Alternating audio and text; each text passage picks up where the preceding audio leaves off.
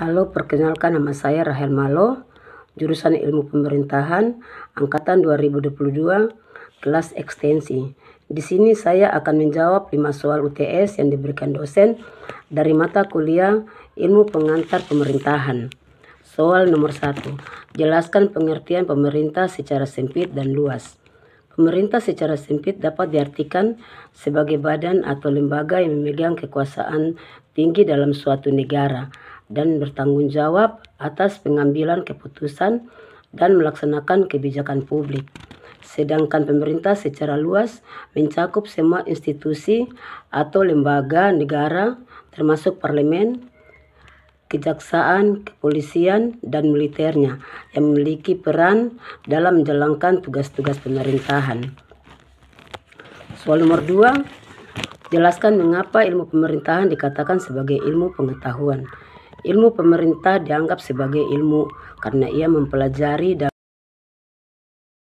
fenomena politik dan pemerintahan dengan metode ilmiah.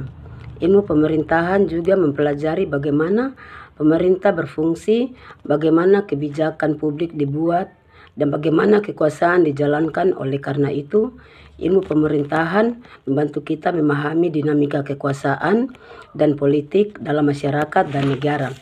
Soal nomor 3, jelaskan mengapa pemerintah dikatakan sebagai kebutuhan. Pemerintah dikatakan sebagai kebutuhan karena ia memainkan peran penting dalam mengatur dan mengkoordinasi kegiatan masyarakat serta melindungi hak-hak dan kepentingan warga negara. Pemerintah juga bertanggung atas penyediaan infrastruktur dasar pelayanan publik dan perlindungan terhadap ancaman internal dan eksternal.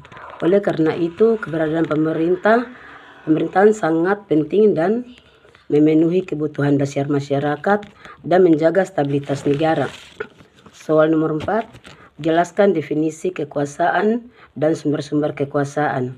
Kekuasaan dapat didefinisikan sebagai kemampuan atau sumber-sumber kekuasaan dapat berasal dari berbagai faktor seperti kekayaan, jabatan, dan pengetahuan, keterampilan, dukungan publik, dan kekerasan. Sumber kekuasaan yang paling utama digunakan oleh pemerintah adalah kekuasaan hukum, illegal power, dan kekuasaan politik atau power. Soal nomor 5, sebutkan dan jelaskan paradigma pemerintahan. Paradigma pemerintahan merujuk pada